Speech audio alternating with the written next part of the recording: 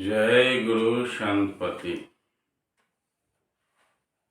आदरणीय संत समाज,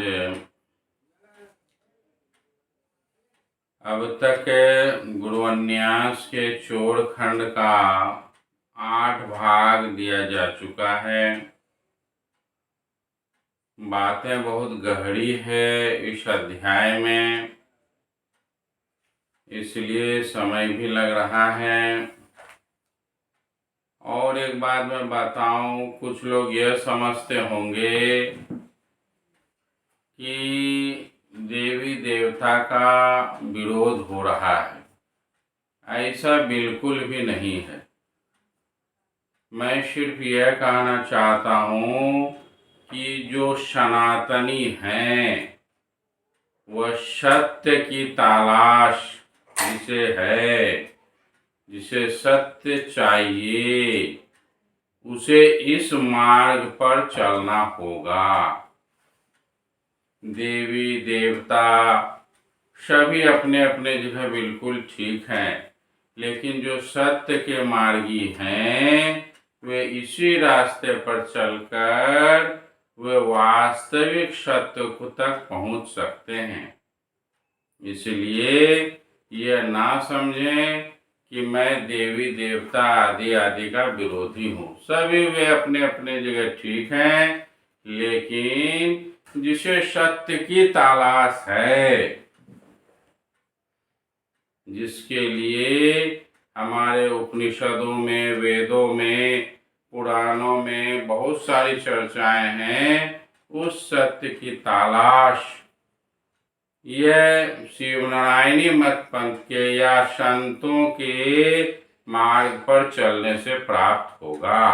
उन्हीं मार्ग को मैं शिवनारायण स्वामी के द्वारा रचित पुस्तक गुरुन्यास ज्ञान दीपक के माध्यम से सबों के बीच रख रहा हूँ।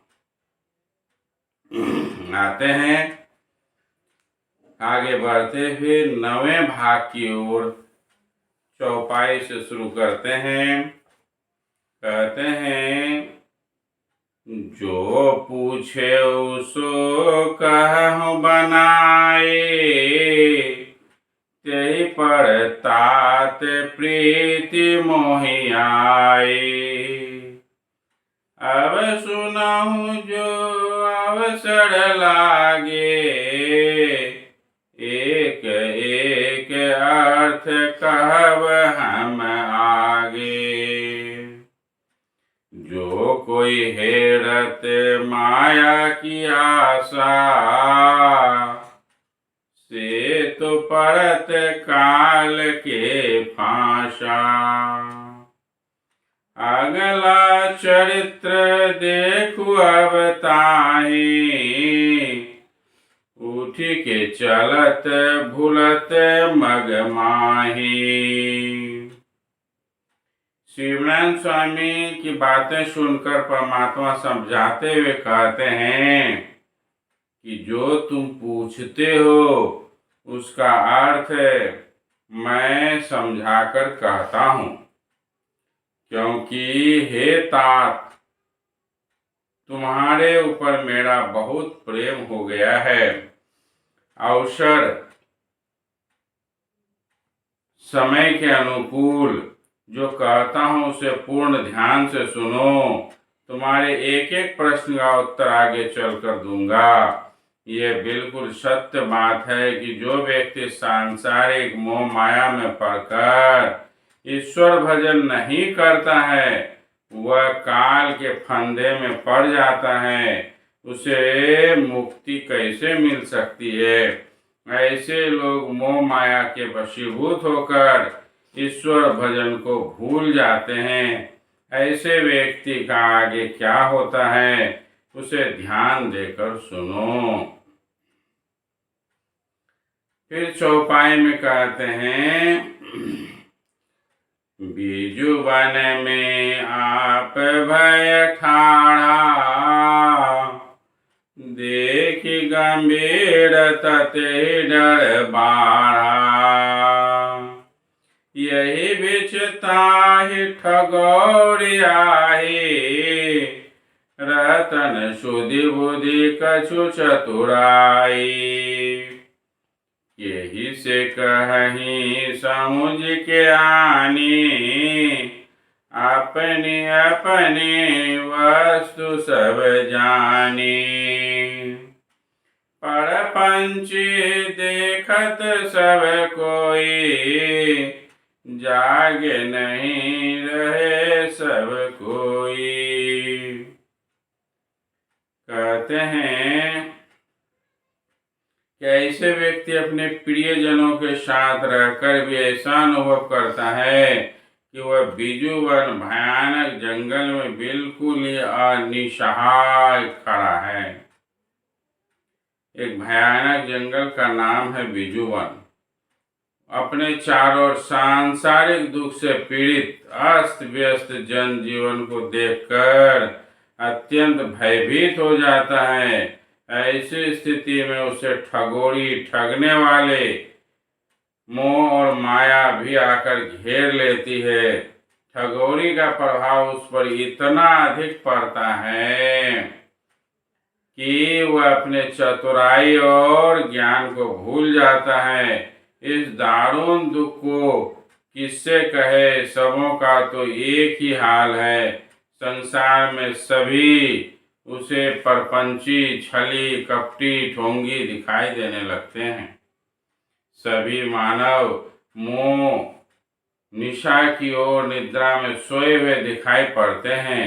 जगा हुआ अर्थात मोह माया से निर्लिप्त ईश्वर भजन में लगा हुआ कोई दिखाई नहीं पड़ता है, जिससे वह अपना दुख कहे।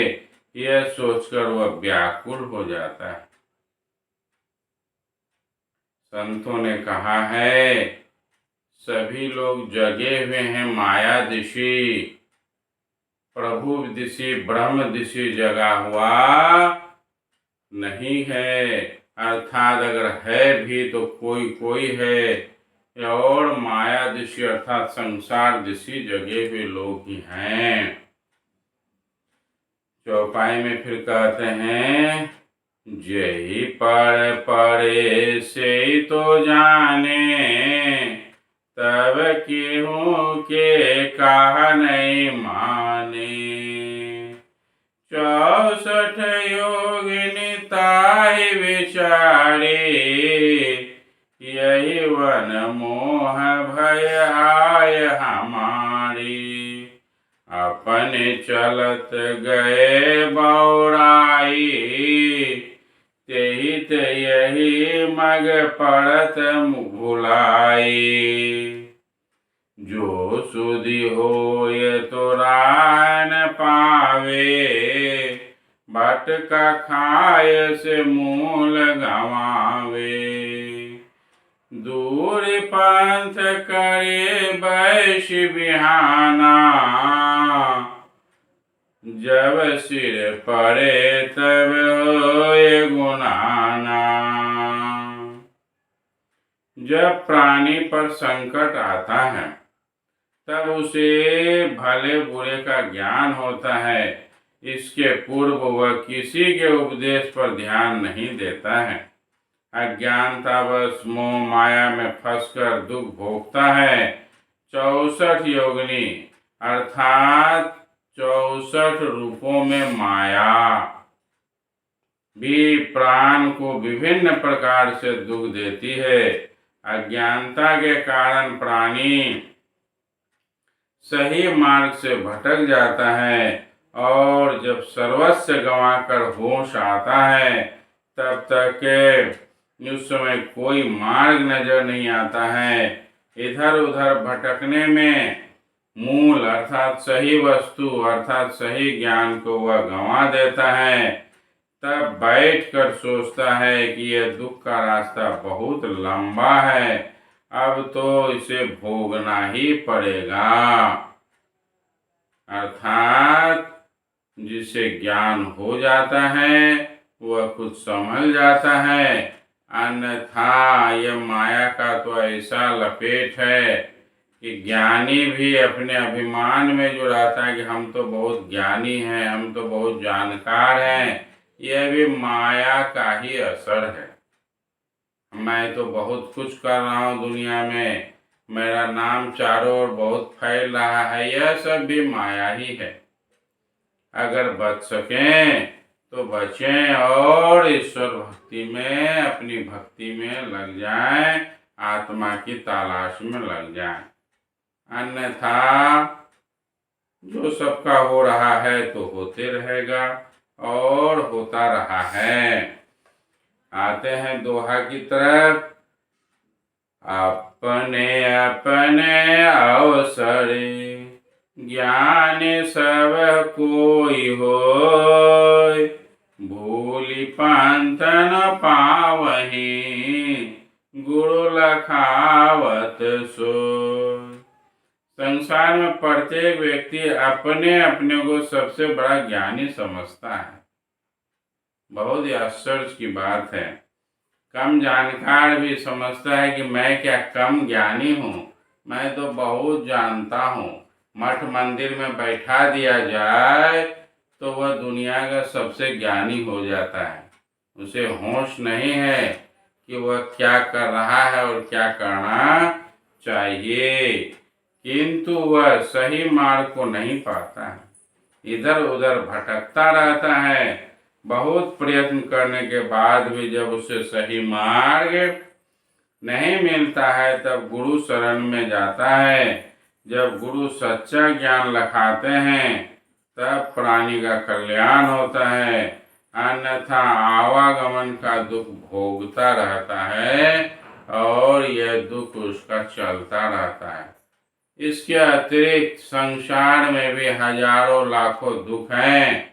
जब तक ये शरीर में है उस दुख का निवारण बिना गुरु के, बिना ज्ञान के संभव नहीं है। और आवागमन तो सबसे दारुण दुख है। आवागमन सम दुख नहीं दूजा है संसार में, तो वह तो महान दुख है ही।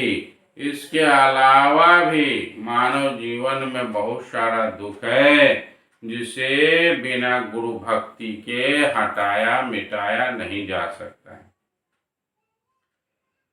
पुनः चौपाई में कहते हैं, सुन स्वामी मैं पूछी तोहि, बहुत जतन समझावो मोहि।